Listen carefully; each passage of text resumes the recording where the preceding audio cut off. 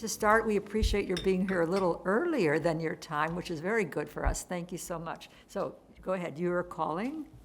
We are calling Hannah Mossman Moore. Great.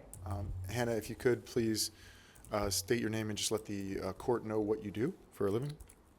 My name is Hannah Mossman Moore, and I have a jewellery brand.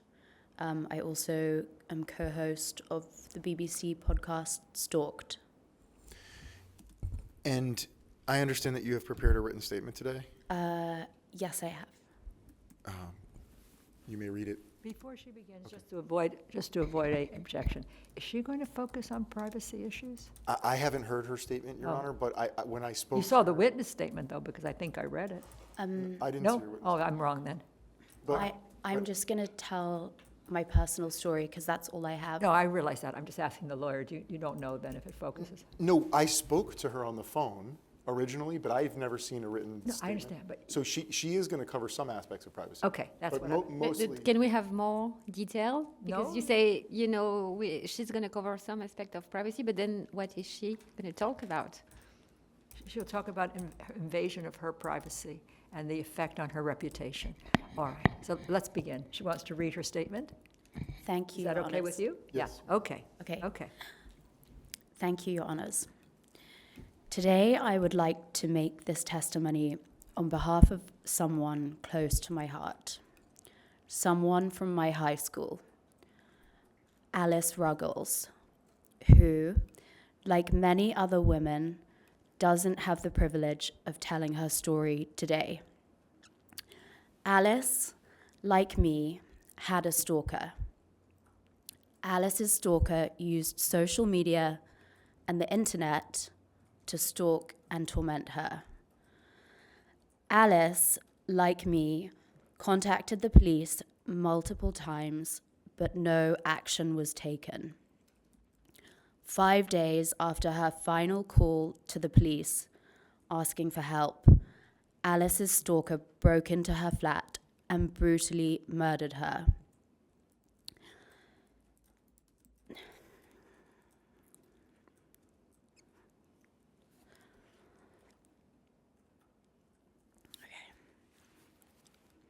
Sorry. It's okay, take your time.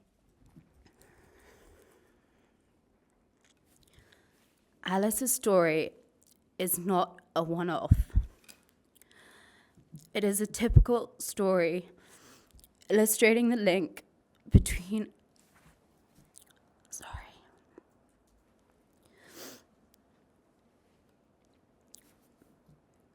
coercive behavior and stalking. 1 in 5 women in the UK have a stalker. Almost 1 in 3 stalkers have stalked before. Stalking frequently leads to murder, and action needs to be taken. Your Honours, on behalf of Alice, here is my story. Sorry. Okay, I just need a minute. 1 in 5 women in UK has a stalker. Yeah, no, I got half of it. Okay. You said, let me just ask my question. You said 1 in 5 women in the UK has a stalker, and then you said 1 in 3 of those? So 1 in 3 Ah. of most stalkers have stalked before. Thank you. Take your stalkers. Okay. Okay, got it. Have stalked before. Okay. Okay, that's helpful. Okay. So I'm going to tell my story, Okay. which will be a little easier. Okay, good. So in 2015, should I begin? Okay. In 2015, when I was 23 years old, I met a man in his late 40s, early 50s. This man became a friend and a mentor. In 2017, I asked this man to stop contacting me. He continued to contact me, and a week or so after my final plea, where I clearly emailed him saying, "Stop contacting me," I began to receive a barrage of emails, WhatsApps, and calls from a whole cast of characters. These different characters were contacting me every day, multiple times, through multiple platforms: Gmail, Instagram, WhatsApp, Facebook, threatening me, threatening my friends, employers, and creating fake accounts to impersonate me.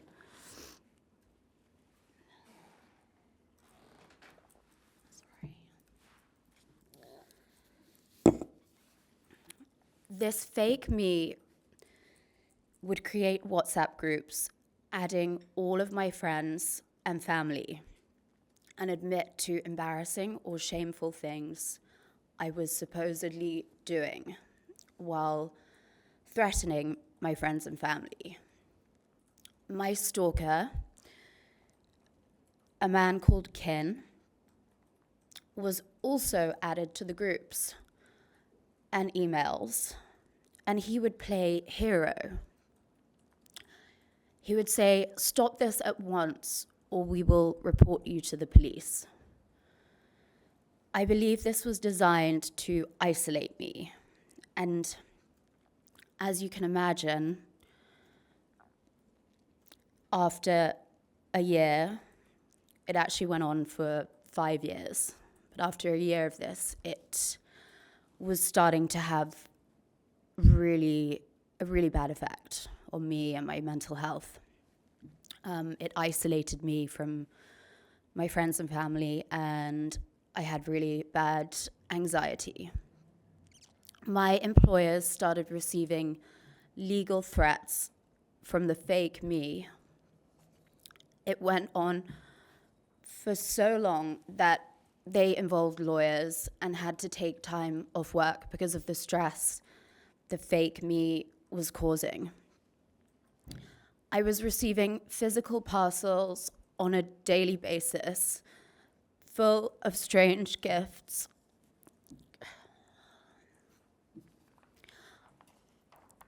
I was so scared, living alone, that I moved back. Thank you. I moved back in with my father. Within a matter of days, the parcels started coming to my dad's house. I took this as a message that I was being watched. I received hundreds of emails weekly from anonymous accounts set up under my name and other fake names. One, an escort company set up with me as one of their escorts. Okay. For years, I received 5 or 6 emails a day referring to me as hooker Hanny, encouraging others to rape me. Sorry. Okay, I'm gonna keep it together. These packages. So there was printouts of, it was a printout of a menu of a restaurant that I went to with him, and only with him. It was like a packet of sweets that had been opened and then stapled back together. Nail polish. It was like a parcel was coming every day, and I would, eventually I stopped opening them. I would just take them with gloves to the Throw 'em out. bin. And actually they started also coming to my boss's house, but she didn't. At that time, what, you say boss, at that time, what work were you doing? Oh, I was running an art fair. Art fair? Yeah, so they found out my boss's address, and they started receiving parcels, but decided not to tell me. Did they know about the harassment? Did your boss, Yeah. or the boss knew? I think they just didn't want to scare me even more. They knew I was going through a lot. So, and also my dad was hiding them from me because it was just very creepy, and I handed one to the police for evidence, but they never got back to me on that. The police never got back to you? No. Shall I continue? Sure, I just wanted to give you a break from Thank reading. you. so It's that- really helpful. Yeah, right. Thank you. So I received a daily barrage of embarrassing pictures and disgusting misogynistic language. Embarrassing pictures of you or of others? So there were lots of embarrassing pictures of me sent to my then boyfriend, pictures that had been taken off my Facebook. One of me looking like slightly chubby Yeah. in a picture, and he said, just very misogynistic language. Hannah's a slut. This is her when she was pregnant, because she, it was all degrading, misogynistic language. And then the ones coming from this fake account called Premium Escorts, where I was the What platform was that on? Gmail. Oh, the fake I account was- was on Gmail. They were over multiple platforms, but What other ones? so it was mostly WhatsApp and Gmail. WhatsApp groups would be created and all of my contacts were added, and then the group would be deleted and another one would be added. And with Gmail, there were about 10 different characters emailing me, but I'll get to that in a second. So on my birthday, all of my family's phones would be disconnected, and mine would be disconnected. You mean remotely? Somebody else was able to disconnect it? Yeah, so it's pretty easy to do if you call up the phone line and sort of say that whoever was behind this, which I now know, knew a lot of personal details about me. So when you have those details, it's quite easy to call the phone company and get the phone blocked because of fraud but it was very personal. So, on Father's Day, my dad's phone would be blocked. And, it was frustrating for the other people as well, because it was a nuisance. And I started to really feel that I was this burden on other people. So my bank account was blocked. My email accounts were deactivated. My Facebook and Instagram accounts were hacked, and I think with all these threats coming and also the feeling of being such a burden on your family, you start to reach a really low place. And so you can probably understand why I spent most of my 20s away from friends and family, living in whichever country I could find a job that was as far away as possible from where I thought my perpetrator might be, or where he knew that I was, because he followed me wherever I went. Is this the same fellow? We're talking about Ken? Yes. Uh-huh. Always finding where I was and emailing me about my new life and location, and he would email new friends, new colleagues, send them embarrassing pictures and lies about the evil person that I was, and the things I would do. One email subject read, "Warning, be careful of Hannah Mossman more." And by this point, my anxiety and social anxiety was really bad. I had to take anti-anxiety, which I've taken now since my 20s, just because I am so afraid to feel that again. How many years ago was that? So this started in 2017, Oh. and I started taking anti-anxiety pretty quickly. And so I also didn't leave the house because I was scared that I was being watched. So you stopped working? So I was doing I was working actually like online. Or working from home? Yeah. I even became phoneless when things got really bad. You became what? Phoneless. Formless. Phoneless. Like I got rid of my phone. Phoneless. Yes. Ah, So just because gave up her phone. I was getting a bombardment of calls daily, so it would ring from unknown number, and it would just every second it would just ring, and it was just my phone became very toxic to me, and I was 25, so you know that's the age when most people are really connected and social, and I was really alone and really isolated.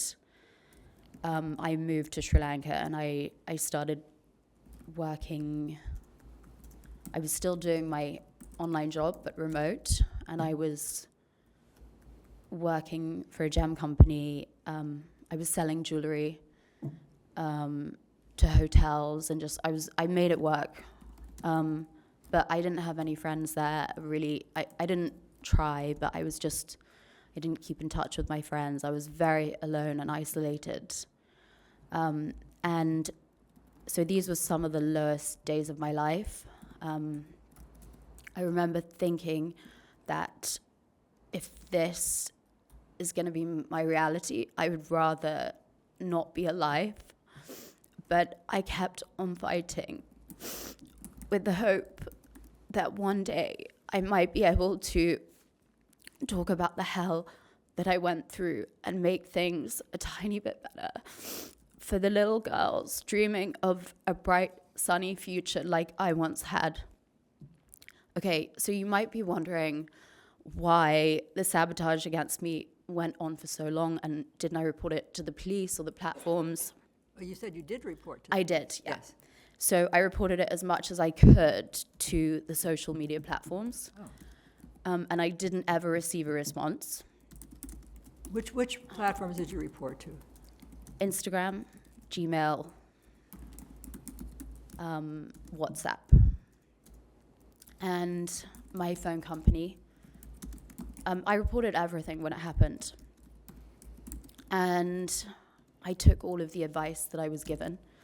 Delete the emails, block the WhatsApp numbers, ignore, report it to the police. So I reported it to the police multiple times. I had around 10 police cases. But the issue was the police kept closing my cases. And they closed them for two reasons. They said, and this is word for word, there's not enough evidence to prove who's behind it, so we're closing the case. And it is impossible to locate the suspect due to his transient and international lifestyle.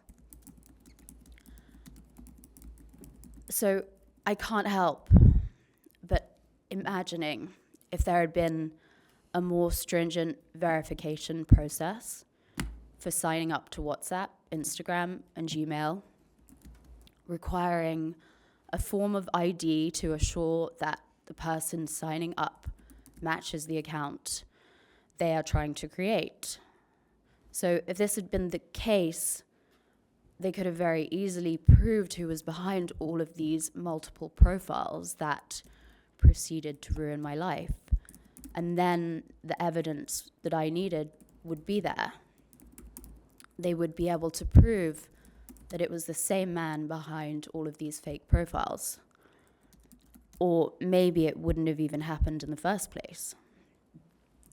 So subsequently, I have been able to prove that it was the same man behind all of these characters, because I've had the privilege of working alongside the BBC and some of the top investigative journalists, including my stepmom, who you heard yesterday Carol Cadwallader, who I have launched a podcast with called Stalked. When did that begin? That podcast, when did you start? Oh, we launched it in Feb, so a few weeks ago. Oh, okay. Yeah. But my luck is 1 in a million. Oh, I can explain after how we found out who was behind it, if you want. But my luck is 1 in a million. I'm a white woman with a journalist stepmom. Women of color always experience it worse. Women of color rarely get a platform or a voice compared to white women. And if you think it's been bad for me, well, times that by 10 and imagine what so many other women are going through. Almost all cases of stalking today include an online element. We need to hold social media platforms accountable. They are allowing perpetrators to continue to commit crimes online with no way of knowing who is behind it. But there is a way, if they are willing to understand the severity and work with us. Why, I always ask myself, why are 1 in 5 women experiencing this nightmare? It's a ridiculous statistic. There are changes that need to be made that just could so easily prevent this, or even prove that my perpetrator and many other perpetrators were guilty and could have been arrested. I can't help but wonder how different my life might have been if those changes had been made. So just really quickly, we managed to find out that it was highly likely that this man, Kin, was behind all of the emails, because we worked with forensic linguists in the podcast who work with the FBI on high-profile murder cases. I'm sure you're familiar from court. And they identified that all of the language from each email was very similar, and it was highly likely that it was all him. And just as an add-on, Kin denies all allegations of stalking and harassment and denies sending any of the emails. Thank you, Your Honors. Thank you for your testimony. Do you have more questions? I have no further questions. You did. All right. Thank Do you you, for your oh, sorry, just one more. Do you consider that your privacy was invaded by this activity? Yes, I do. And do you feel that it impacted your reputation in the community? Yes. Sadly, it did. Okay. People see you as a liability, even if they sort of would like to think that they wouldn't, they just do. The ex-employer of mine who was emailed by the fake me, I tried to reach out to her afterwards, and she refuses to engage with me. So do I you think feel this impacted your ability to make a living, to earn a living? yes, in a different way, because I just have some really bad days where I'm just can't get out of bed, or life seems really hard. To feel positive, it's impacted. I mean, I'm so lucky to have the business and the podcast I do, but I think it could be better. I definitely get demotivated, and also just quite nervous sometimes, because I met this man at a networking event in fashion. So it's I haven't been back to fashion networking events since. Would you say it impacted your health? Yes. I mean, I've just the stress of it all has been so aging, and oh God, I mean, I took the highest dose of anti-anxiety that I could take. Plus, like, I was taking Vyvanse at the same time to like motivate me to work. So it was just, I didn't need that before, but now it's like I really need all the help I can get, and it's impacted my health for sure. What social media platforms were you using as a user? So I was using Instagram mostly, and I think because I've always hated the idea of being a victim, while I was going through this, when I was in Sri Lanka, for example, I was masking. I was posting pictures of me looking glamorous on a beach. So I was using social media to hide the truth from my friends and family, just to sort of keep face. I find it really embarrassing. I found it really embarrassing being a victim, but now I'm opening up. So I use social media to campaign against this. Were you on any other platforms besides Instagram while this was going on, while the stalking was going on? I was on Facebook. Also Facebook? And then Gmail and WhatsApp. So Okay, So sorry. you mean to say that on Gmail as well as on social media, you were getting comments and messages on all three? Gmail, Yes. Instagram, and Facebook. I wonder, the police never tried to use their criminal laws there to, ask for production of documents or records from these social media platforms, because it is possible to trace IP addresses and find out from the location where this has been done from. So they didn't ever work with contact social media. But that's a good point, because, they probably should have, but they did. I mean, they circulated this suspect as wanted, and he was arrested in an airport leaving the country in the middle of the night, and they took him to a cell, but he was released because they couldn't get the right information in the middle of the night, and so they just let him go.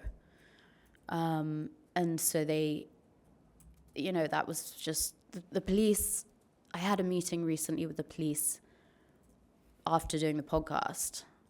We had to give them a right to reply, and so obviously they said, we're really sorry. As soon as it's on the BBC, they really care all of a sudden. And, but the guy I spoke to said, the police officer I spoke to said he's never seen such a big mess, the way the whole thing was handled, but also the fact that he was let go when they arrested him, because that would have been a chance to, take his devices and get evidence. That should have been done, yes. So, and they went searching for him in his UK properties, but like they said, he's So an international. None of the devices were confiscated. None of them were sent to a lab. For No, checking? they didn't even, because they couldn't get the information to do anything. They just let him go. Say the information. Are you aware if they tried to obtain like a warrant or a subpoena for that information?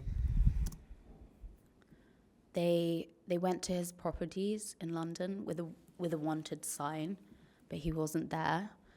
He's a Hong Kong national, and so he's sort of always in different places. So I'm not entirely sure. It's really hard because I've requested all my police files and they've been sent to me, but there's a lot of retraction. Most of it's retraction. Because if they say there's no evidence found, they haven't confiscated the devices. They can't say so. Well, it's really interesting you say that, because stalking is one of the few cases where victims are expected to provide their own evidence. You know, you wouldn't, if someone's house was burgled, you wouldn't say to the victim, right, you've got to bring in fingerprints. The police would go and take the evidence. But with stalking and harassment, they kind of expect you to provide the evidence. Even the social media platform can provide you. Everything's on their server. Yeah, exactly. But they didn't respond to me. Did you file complaints with the social media companies? Yeah. Which ones? Instagram. And did Instagram do anything? They didn't reply to me. Didn't reply. And that's the only one that you complained to? I have a screenshot of that. And but that's the only one you complained to? Well, I'm sure I would have, I'm sure I would have, that's the only one I have a screenshot of. I'm pretty certain that I complained to Gmail and WhatsApp because I was desperate for this to stop. I just don't have any, I don't have evidence of that. Right, you don't have a document to Yeah. prove it, yeah. Okay. All right. No further questions? All right, thank you. Any questions for the witness? No, I mean, thank you very much for your coverage. Maybe just a very quick question. Did you try to lodge a complaint with any independent authority, like a data protection authority or, no? No. Okay. I didn't, I think when you're going through, I was in the police office like every day at one point and I was exhausted and stressed and like I just couldn't even keep my job together. So I really didn't, my mind just wasn't even in a place to like go through contact data or terms and conditions and all of that stuff, which I know is...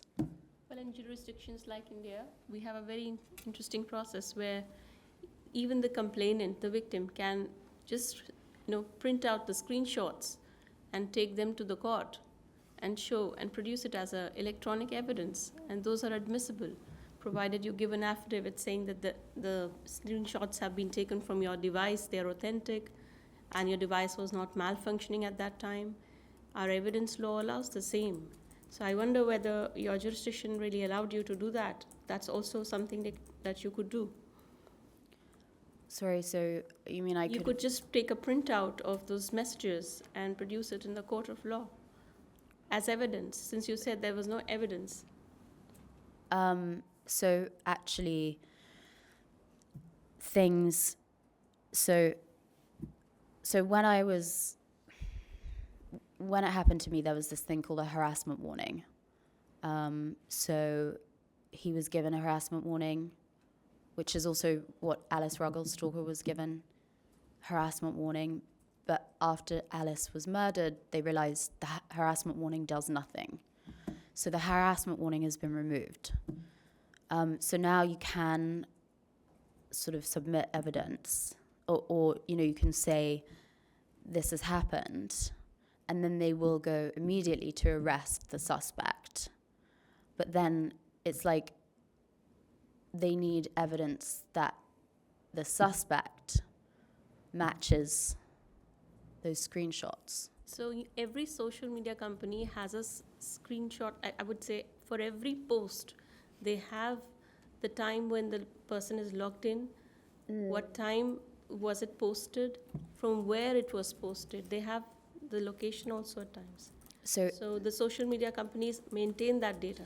If I may, Your Honor, I'm not sure the witness knows that, number one. And number two, that is not in my practice, I can tell you I frequently sue these social media companies, and they might have the IP address, but it might be a VPN IP address, which they can't track, or tracks to a foreign country that they have no control over.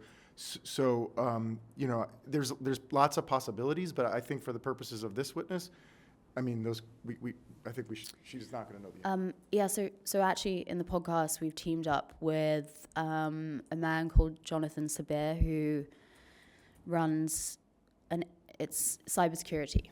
And what he did is went through all my emails to track the IP addresses. And even with this data expert, it's really tricky because of the VPN stuff. And it's not, I don't know about these things, but we've really tried with experts. And even then, it's kind of challenging to know exactly what's coming from where.